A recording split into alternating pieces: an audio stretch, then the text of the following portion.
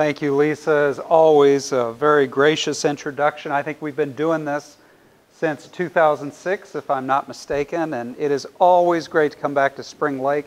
Gets us out of Grand Rapids. We always have a wonderful reception over here. Spring Lake Library here, I think, is just, it's a beautiful venue.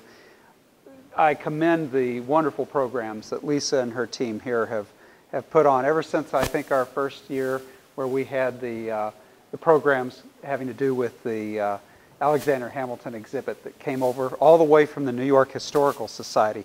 That was a lot of fun. We've had a lot of fun over the years, and it's great to be back and to see you. I see some old faces. Some of my students have come in. I see you're going to be here now for the next level. We were college undergrads the last time I spoke, and now you're in graduate school, so I'm going to throw some good stuff at you tonight, and we're going to talk about the Constitution in a way that I bet you haven't heard about. It's a real pleasure to be able to talk about a subject that's near and dear to my heart with a group of people who are readers and informed and interested and are here. So thank you very much.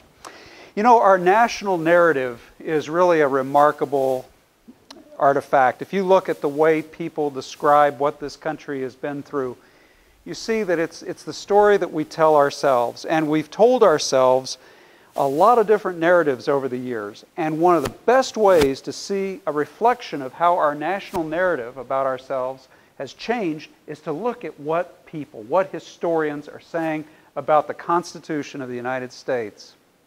The way I read history, I think there have been 5 rewrites of our national narrative. Of course, you had people who were already writing what the narrative would be. John Adams, who was so fearful that he was going to be cheated by posterity, wrote one narrative about the Constitutional Convention, which he did not attend, but that he contributed to because he had already written about constitutions, and he wrote the first and well, let's just call it the extant Constitution, the Constitution that still exists today, the oldest extant Constitution in the world. Do you know what it is? Massachusetts. Oh, you're good. And she was not a plant.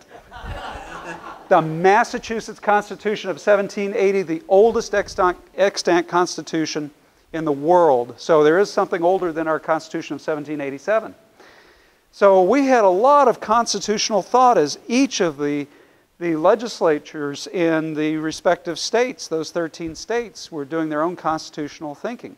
So we're really fortunate that we had a body of experienced, thoughtful people who were already creating the original narrative about what they did when they were founding this country. But it was rewritten, again, as I say, by my count, about 5 times. The first rewrite comes when Abraham Lincoln is a young man. So the 1820s, 1830s, you see it emerge. Lincoln's generation thought that there was a group of titans at the founding. They were. As Thomas Jefferson called them, they were an assembly of demigods. Jefferson writes this from Paris because, you see, he's not at the Constitutional Convention of 1787 either. He writes, he looks from Paris and he says, you are an assembly of demigods getting together. Well, Lincoln takes that almost to an absurd extreme, and he says, there is no way my generation, he's born in 1809, Washington's been dead 10 years, there's no way my generation can rise to the level of these Olympians. He called them, in one of his most famous speeches, a speech from 1837, the Thelyceum Speech. This is a speech historians have gone through and unpacked because they see in it already as a 28-year-old man who might be heading for the presidency. Already as a 28-year-old. There's a lot of evidence of his ambition and his worries about the country, because he says in that speech, this Thelyceum Speech, he says, this is in the Romantic age, this is in an age of Napoleon and when people want to be great, when men want wars to fight. And there's not really been a heroic fight for his generation. And so he sets it up in this speech, the Thelyceum Speech, to say, you know, we will fall short of the founders unless we are severely tested. Does this not sound like anticipating the Civil War? This is what a lot of historians have tried to unpack out of this speech. But the point was, and the point for our purposes, in this first great rewrite of the American founding and the Constitution, this generation of young men felt inadequate. They weren't the Titans, the Olympians. What were they going to do great on the world stage? In fact, Lincoln, with some reservation, says at the end, perhaps the best we can do is revere the Constitution and obey its laws. That's a note of resignation. And the man who's later going to lead the North in the Great War that this country is tested by.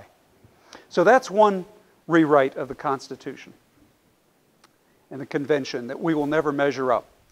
A second rewrite comes a little bit later, after the Civil War and after Reconstruction. Because the country has been torn apart, and what's the need? It's a need very similar to what Gerald Ford said. We have to knit ourselves back together. We have to pull the sections, the North, the South, and the West. We have to pull them back together. And so a generation of writers at that time emphasized a great national story. If the first rewrite of the Constitution is about great men, this second rewrite of the Constitution is about a great nation that withstood its traumatic test on the battlefield, survived it, and went on to a new birth of freedom, as Abraham Lincoln puts it. So this second rewrite emphasizes our national story, downplays the debates over slavery at the Constitutional Convention by saying, you know, we had people from sections from the North, the South, the West. They all came together for the sake of a great nation and laid the groundwork. Then there was a third rewrite that comes along when you have the so-called progressive era at the end of the 19th century, the beginning of the 20th century. And in the progressive era, people's attitude is very much that we've outgrown the Constitution. The Constitution was made for an era before the Industrial Revolution. The Industrial Revolution changes everything. It's considered, I teach world history, it's considered the second greatest revolution humankind has ever been through after the Neolithic agricultural revolution, which makes possible a sedentary way of life all of a sudden. Revolutionary. It's why we can sit down and eat cereal in the morning. But the reason we were able to drive cars and be in a heated room and have specifications, all of our comforts in here, that's the Industrial Revolution. Second greatest revolution that's ever impacted us. And out of this came a very intense class warfare. And a book came along in 1913 written by Charles Beard, an economic interpretation of the Constitution of the United States. And boy, did Beard skewer the founders. He said they were all just interested in keeping their wealth. It was class warfare. They were afraid of the masses, the middling sort, and also the democracy that was unleashed in 1776. So the reactionary phase of the Constitution, of the founding, comes with the Constitutional Convention, where they put all these curbs up to protect men of property. And notice I'm using the sexist, very definitely, men in this, because women are not voting yet.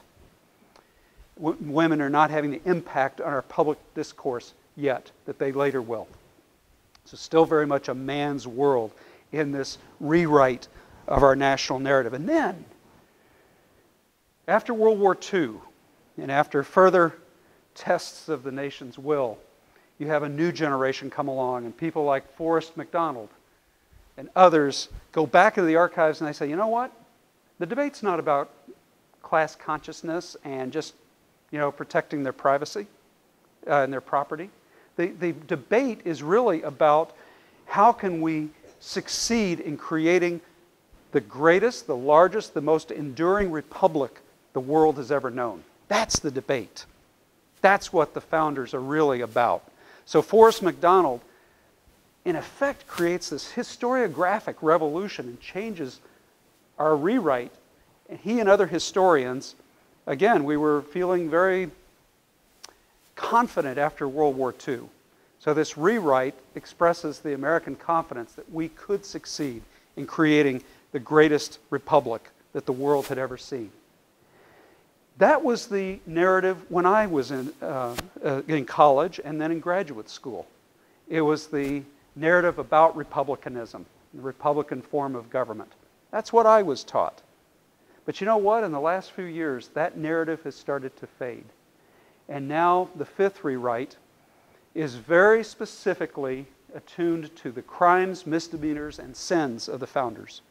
And there's no better example of that than to go to Philadelphia and just a few steps from the Liberty Bell, walk into the President's house. How many of you have been there? Anybody been there, the President's house? Two of you? Okay. The President's house is where George Washington lived from 1790 to 1797. So the years, New York was our first national capital, but then it moves very quickly from 1789 to 1790, moves to New York, and New York City is going to be, or to Philadelphia, I'm sorry. Philadelphia is going to be our national capital for 10 years, and this is when Washington, D.C. is going to be built.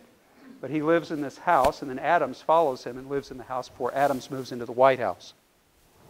So just a few steps from the Liberty Bell, you have the President's house that archaeologists have been uncovering. And basically the narrative of the President's house is that it was the prison of 9 slaves.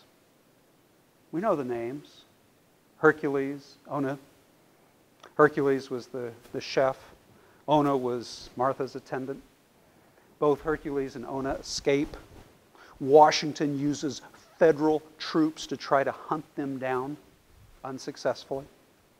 So the emphasis is on the evil that the founders participated in. In fact, I want to read for you something that I just came across in the Denver Post that gives you a little bit of an idea of the tone of this rewrite. A reviewer who had visited the site said, "Washington is exposed." I'm quoting, "Washington is exposed. The first president's reputation is savaged. Washington was mean, selfish, and worked tirelessly to defend slavery." That's the current narrative about the Constitution as a document which instantiates slavery without ever mentioning the word. But, ladies and gentlemen, focusing on the crimes, the misdemeanors, the sins of the founders doesn't get you very far if it's not put in a broader context, if you're not looking at the historically available options of the founding generation. And a lot of people who look at the President's house say that there are some very important lessons that are not being taught, unfortunately. And one of them they want to say is that our students should be learning that the Constitution that Washington defended in Philadelphia in 1787 helped produce, make possible the fact that we could critique Washington in free expression.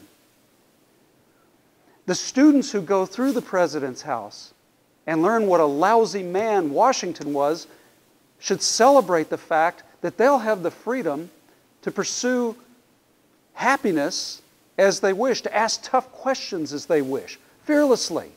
They could ask questions, they can put questions to the founders and not land in jail. In the context of world history, this is a remarkable thing.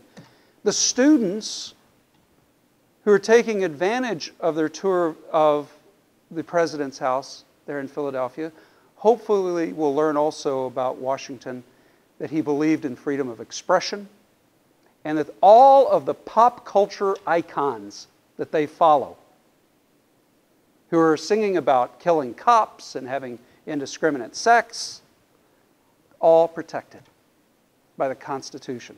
And so the students are not coming away with a big enough picture, a liberal enough appreciation of what Washington was fighting for. But not in the specifics. I'm not saying that Washington was fighting for Chris Brown or some of the rappers, the hip-hop, but the idea that human happiness is intrinsically related to our ability to express ourselves in public discourse. This is what he fought for. Every year, the National Constitution Center conducts surveys. If you go to Philadelphia, did you see the National Constitution Center while you were there by chance? The National Constitution Center is a remarkable institution, built largely with Michigan money. The DeVosses gave a huge donation. In fact, when you go upstairs, you see DeVos Hall. But it is a It is an institution that's dedicated to knowledge of the Constitution. It does a great job telling its story. A couple of my buddies are program officers there. It's a fun building to visit. They have wonderful programming. But one of the things that they do at the National Constitution Center is put out a survey every year. And they ask different people what they think of the Constitution, what they know about it. And they try to tie it into public events. But recently, there was a survey that asked teenagers to compare their knowledge of the Constitution with their knowledge of their culture, pop culture.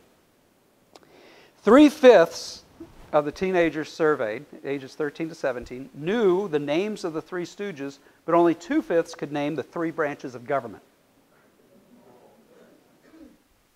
Is that not pathetic?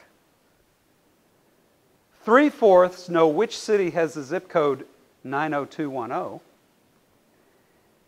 but only 1/4 know the city in which the Constitution was written. 4/5 can tell you how many members various popular rock bands can have, but only 1/5 can tell you how many U.S. senators currently serve on Capitol Hill after the admission of Alaska and Hawaii. This goes on and on. Go to the NCS or ncc.org and go look at the surveys yourself. It is humorous in sort of a terrible sort of way, but it's also very sad. Our students aren't getting the message. But boy, do they know everything about the sins when they go to the president's house on a big yellow school bus, get out and they go, they can tell you that. But they don't know some of the big answers to the questions about the Constitution and our way of life. And looking at the results of the survey, a Penn professor, Dr. Richard Beeman, teaches early American history at Penn, opined that our system of Republican government, quote, came with no guarantees, not in 1787 and not in 2011. They knew that the new republic would require active, informed citizen involvement to preserve, protect, and defend it. The title of my talk, The Untold Story of the Constitution. Maybe the untold story of our Constitution is precisely that is no longer being told. And that should shock us and sadden us. We've got to get this message across to our children. Teachers have to be inspired to teach it, because children may be only 25% of our population, but ladies and gentlemen, they're 100% of our future. So, what do I encourage students to learn about when I teach the Constitution? Well, let me walk you through just a few things. First of all, I try to draw them into a very human story. It is true. I mean, these are very flawed human beings. They had illegitimate children. Benjamin Franklin. They were alcoholics. Luther Martin, who teachers like to call Luther Martini. They were adulterers. Alexander Hamilton came close to being shown to have been bribable as Treasury Secretary. Gouverneur Morris. Anybody know about Gouverneur Morris and his peg leg? And how he lost his leg? He used to say is because he just got run over by a carriage, but he didn't tell what happened right before he was getting in the carriage. He was being chased out of his mistress's house by the husband, who came and discovered them. And about half his leg was severed on the way out the window, and the other half then in the carriage. And that's why Gouverneur Morris shows up at the Constitutional Convention with a peg leg. These are real human beings. It's true, Washington was very strict with his slaves. These are human beings who have their flaws. But if you can draw them into the human story, because let's face it, what else is there? Ultimately, the story of the Constitutional Convention is a story about us and people who are flawed. And my thesis has always been as a teacher, we don't want these people on a marble statue. If they're on a marble statue, if they're on Mount Olympus, they seem inaccessible, too remote for us. But if you say to students, look, with their flaws and all, they did great things. You have no excuse. You have flaws and all. But you have no excuse not to go for whatever you think is right and use our system of government to do your duty.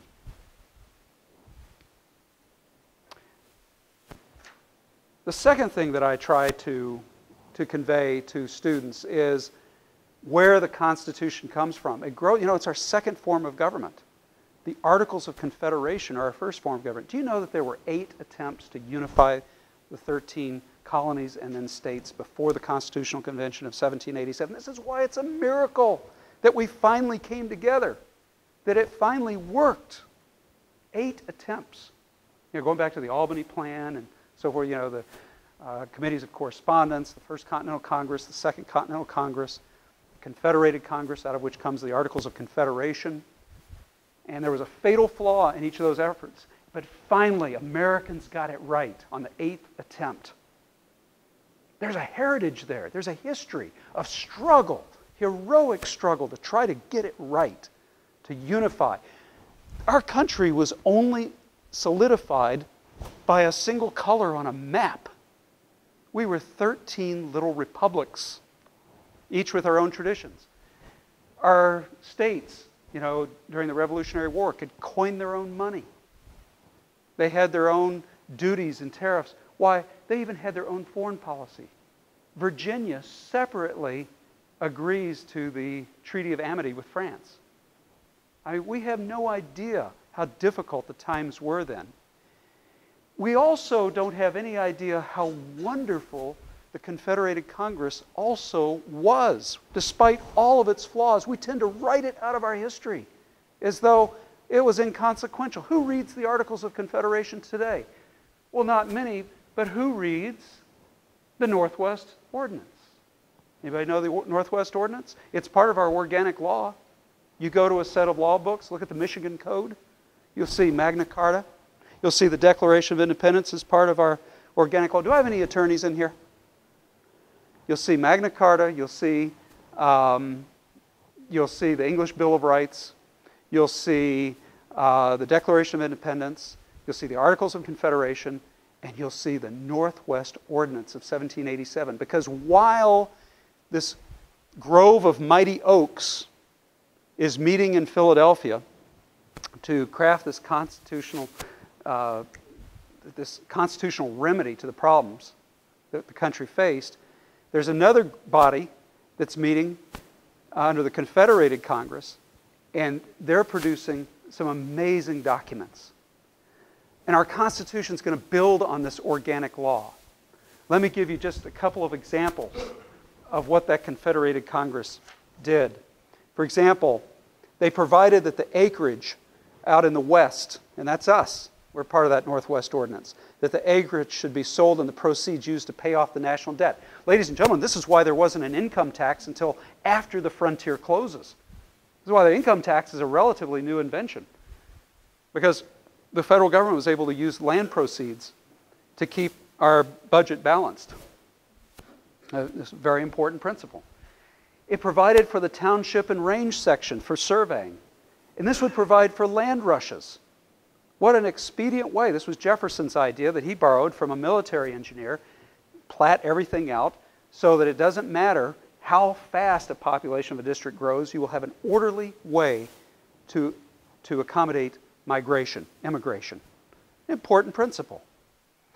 The principle of admitting all other states like Michigan, Ohio, Indiana, Illinois, and so forth in the old Northwest up here as equal partners, equal republics to the 13 back on the East Coast and to Kentucky and Tennessee.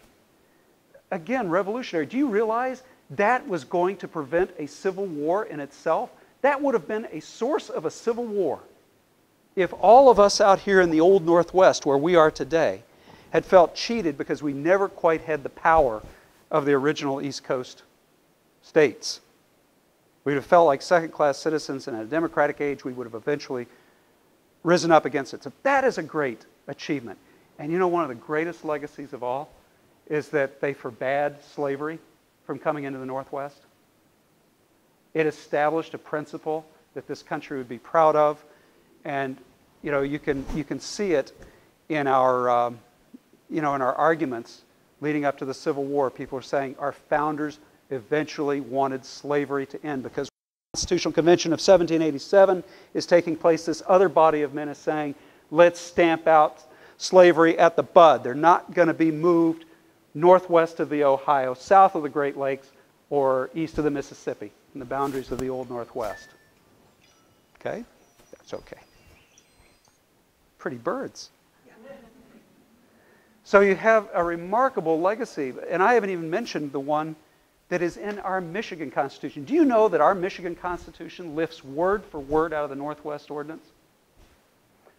Article 3, religion, morality, and knowledge being necessary to good government and the happiness of mankind.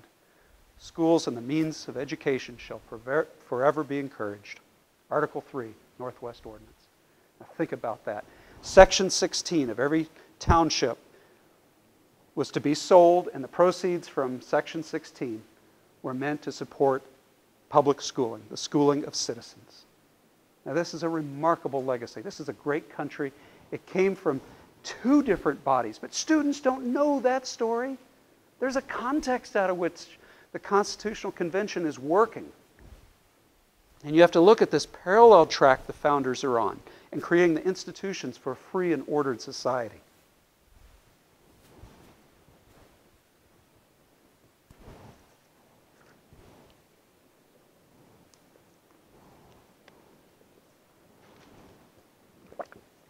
Well, let's turn to the Constitutional Convention itself, just very briefly, because we don't have time to go through all the issues.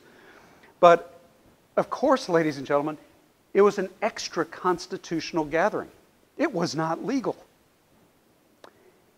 The delegates were given instructions to meet to revise the Articles of Confederation.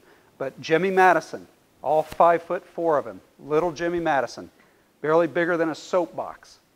Little Jimmy Madison went in, took 6 months out of his life, studied constitutions, came up with what he called the Virginia Plan, which he was going to take in. And this is one of the things that leaders learn somewhere along the way. If you want to control the agenda, you have the original document. You put the original document on the table at a gathering. And if you wrote that document, you're controlling the agenda. Jimmy Madison knew that. So his Virginia Plan was meant to say, we're going to abandon the Articles of Confederation altogether. We're going to ignore the instructions that the states gave to the delegates coming to Philadelphia in 1787. We're going to ignore those. The first thing you have to realize, this is an extra-constitutional act. There was a rump of people at the convention who wanted to revise the Articles. But remember, the outcome in the end is that of the 55 delegates in their full quorum, 16 refused to sign the document they had debated between May 25th and September 17th. It was a contentious gathering. This is what was happening is the Virginia Plan and then the Connecticut Compromise and the New Jersey Compromise. All these things are being bandied about. The other thing that is remarkable about this, think about it. The agenda of the people who win the argument in Philadelphia, the Federalists, their agenda is to get 13 states to secede from the Articles of Confederation. It was an act of succession that's not unlike what happened when 11 Confederate states secede later. You have to pull them out of the existing constitutional arrangement. It's a remarkable thing that it's not part of the story that is usually told. What I'm trying to say is that there's some radical stuff going on here. Procedurally, very radical. We forget that Alexander Hamilton wanted to aggrandize the federal government to such a great extent that he wanted to reduce the states to departments, like French départements. You go to France, the départements, those are all out of the French Revolution. They've reduced the states to just being provinces of Paris. Whereas the old medieval France, of course, Provence, and you have Normandy and Brittany, and you have all of these provinces that have their autonomy and their ancient traditions. The French Revolution abolishes that. And very much in line with that is what Alexander Hamilton wanted to do with our states. I mean, Michigan would just be a department of the federal government if Hamilton had had his way. Well, he's one extreme.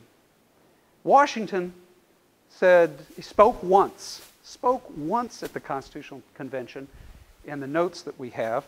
But of course at night, you know, where the real action is, when he's at the dinner parties and he's exercising his influence, he's a very strong Federalist.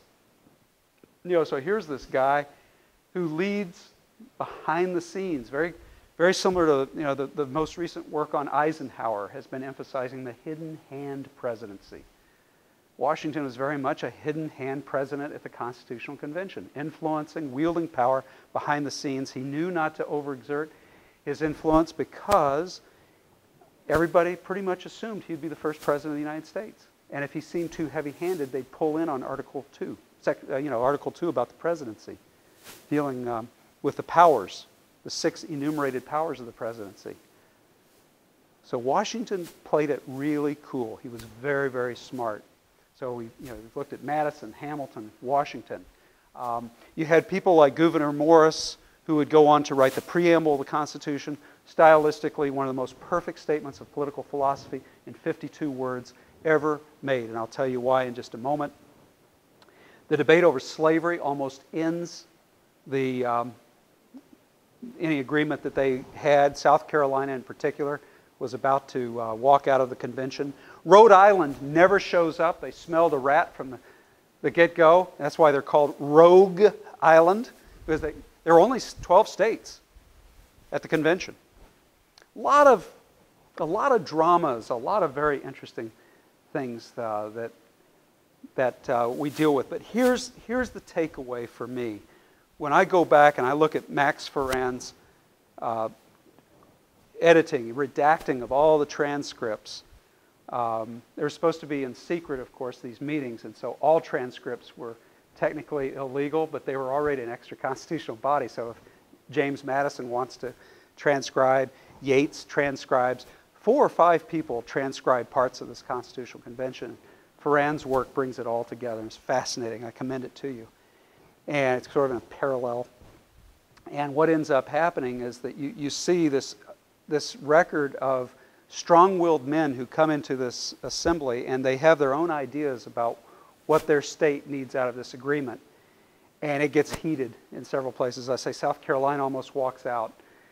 But they stay together, and what you see is the rule of procedure, high idealism, and the rule of law. And you see something else. You see the ability, and this is going to hit close to home today, you see that these are folks who are able to accommodate themselves ultimately for a greater good.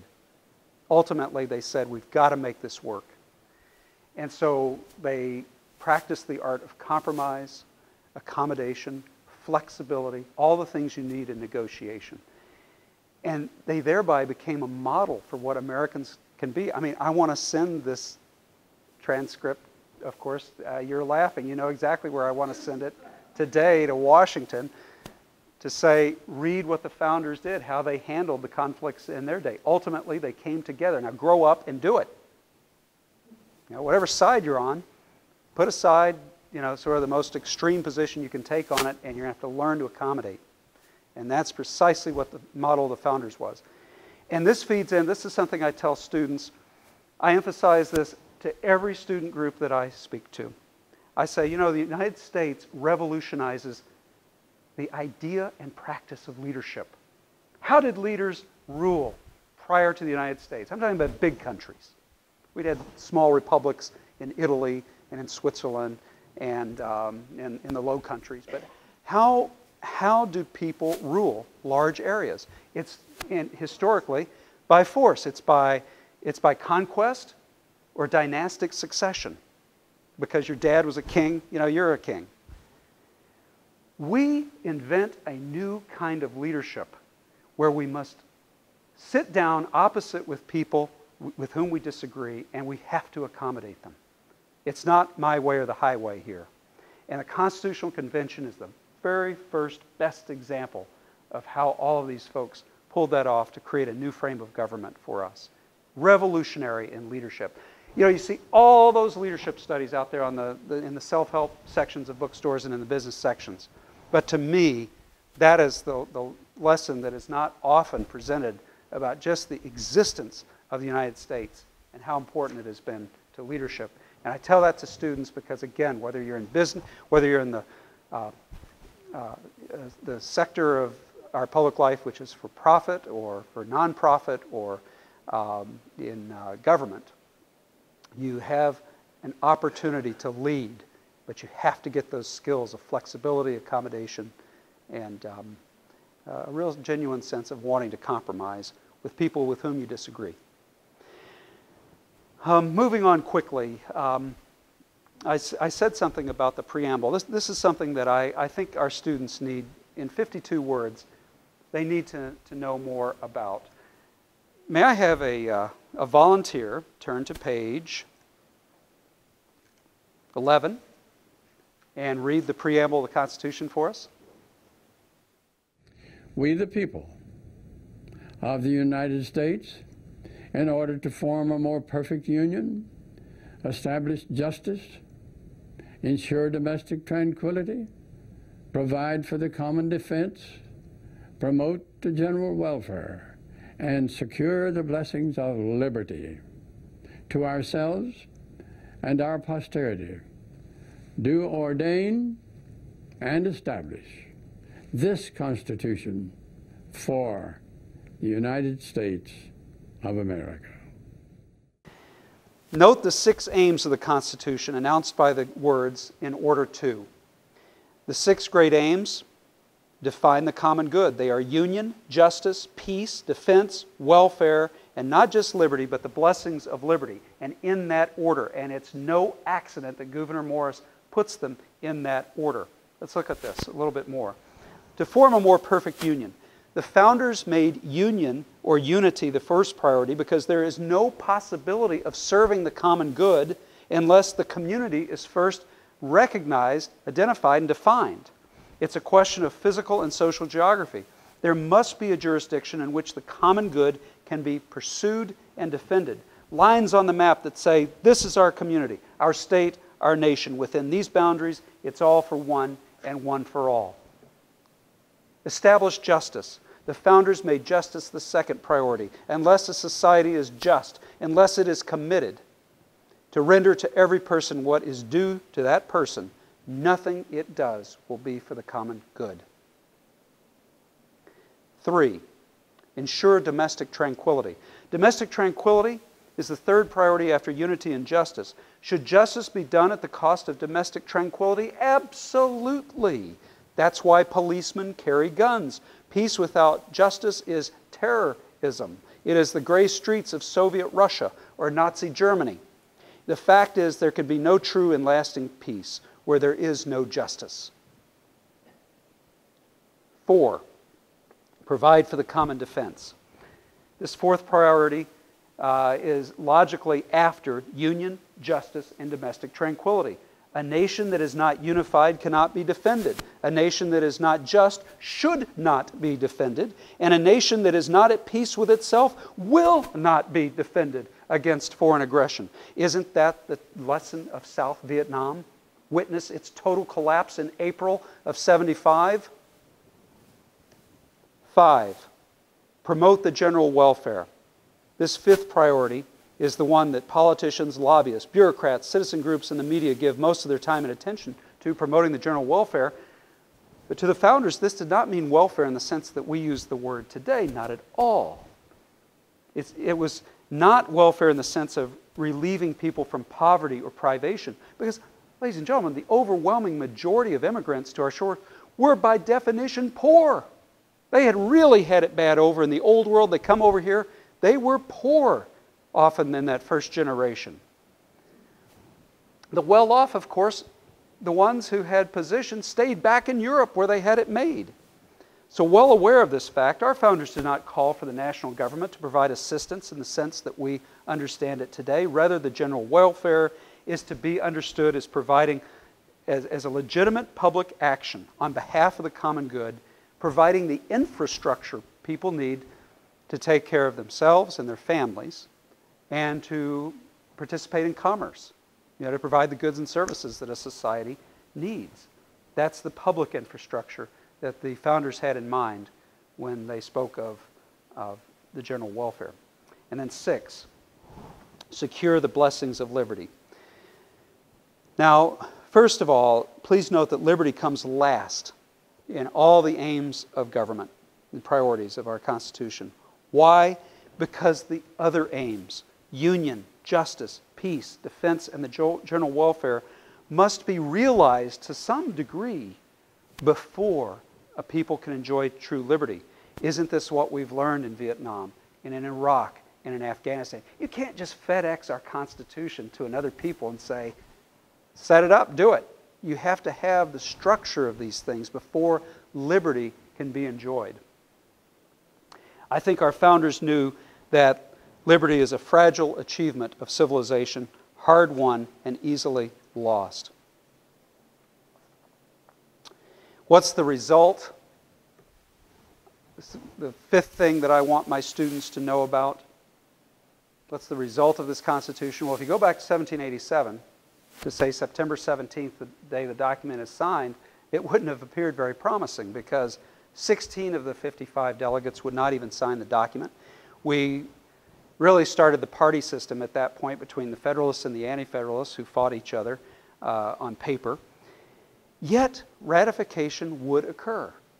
There would be a resort to debate and not to arms. And this is a remarkable thing in the modern world. It's exceptional. The founders realized that the document that they had contended with was a flawed document. Washington, Franklin, Jefferson all said, you know, it's flawed, but we should support it because it's probably the best that we can do. And also, this document has stood the test of time in our young republic. We still, as nations go, I mean, Egypt was 3,000 years old even before Christ. China, 4,000 years ago before it ended the dynastic system in 1911. I mean, there have been a lot of civilizations around a long time. The Roman Republic was around 500 years. Venice, as a republic, was over 800, 900 years. We are a young republic. But look at what this Constitution has enabled us to survive. We have been able to reinvent ourselves after a civil war in which 626,000 men died. We were able to reinvent ourselves with that new birth of freedom. We were able to reinvent ourselves after the Industrial Revolution. If you look at the impact of the Industrial Revolution abroad, it helped topple nation after nation, monarchy after monarchy. World War I alone, you saw the disappearance from the face of the earth of 4 monarchs. We didn't go through something similar when we industrialized and we were participating in fighting wars. So you have that ability to reinvent yourself in World War I, and then if you use Churchill's famous expression, World War I really is part of a 30 years war. It includes World War II because so many issues were left unsolved in World War I. And you see that we were the only country to come out of World War II stronger than when we went in it.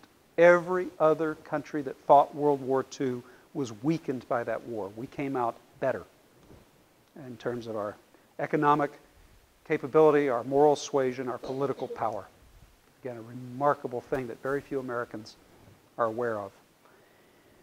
This country has this elasticity. It has this ability to reinvent itself. And this is my final point, because we have what Russell Kirk and others have called an unwritten Constitution. It's our unwritten Constitution that might be the most important part of the untold story of the Constitution.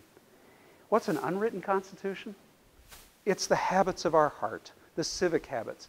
It's the fair play that we show others. It's precisely our ability to accommodate differences and to be flexible and to negotiate in good faith and compromise so that there is a channel for our differences and we don't resort to arms.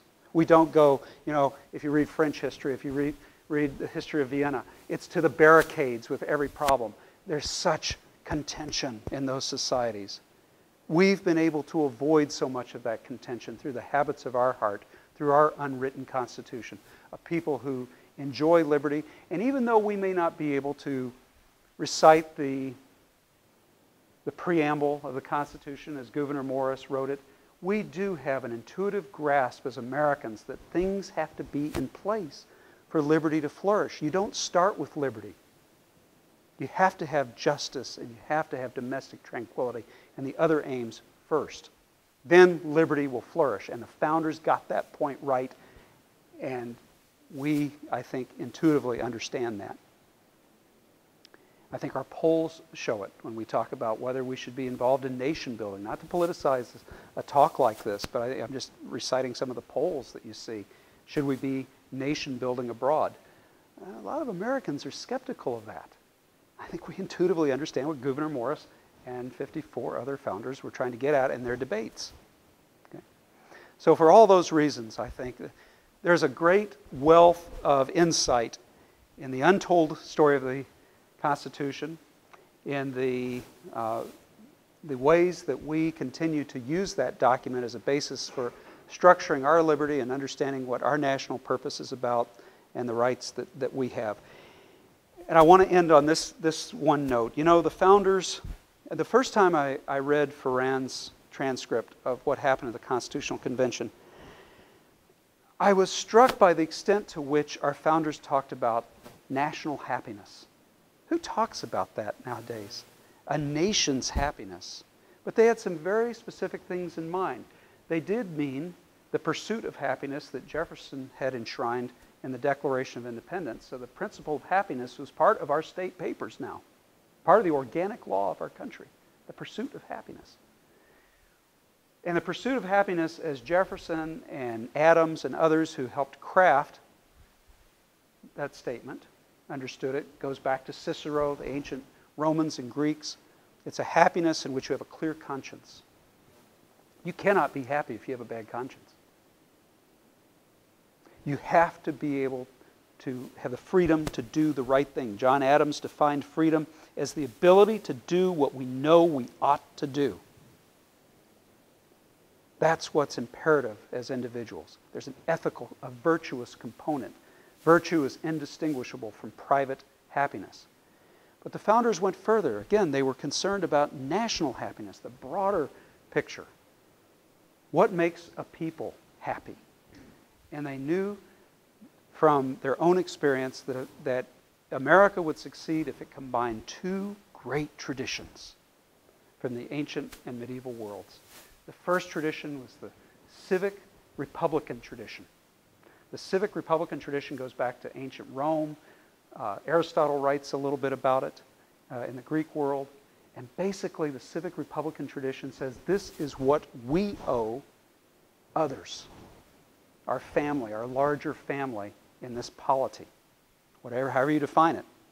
Ancient Athens, ancient Rome, United States of America. These are your duties to others, and don't you ever forget them. The other ancient tradition, the old tradition, is the natural rights tradition that came out of the late Middle Ages. And it was more concerned with what the community, what the polity owed us as individuals. And so we had certain inalienable rights, life, liberty, the pursuit of happiness, or in Locke's term, property. And don't you dare forget it, government. Don't you dare forget it, sovereign. And this is why we had an American Revolution, because we made the case that King George III was the true revolutionary. We made the case that he had abandoned the natural rights tradition. And he had violated our natural rights. And so we had an obligation to posterity and to our children to get out of that bond. So the American Revolution took place. We won the debate here at home, and we fought a war, and we succeeded in breaking free of the British Empire. But in this discussion of happiness at the Constitutional Convention, they're bringing together these two traditions of rights and duties, and they understood the balance for a happy people.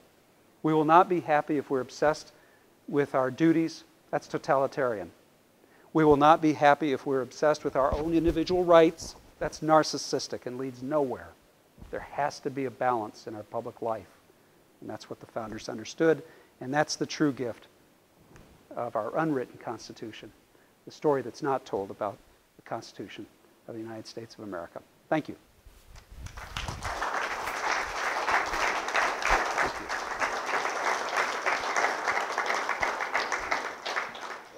Okay, class.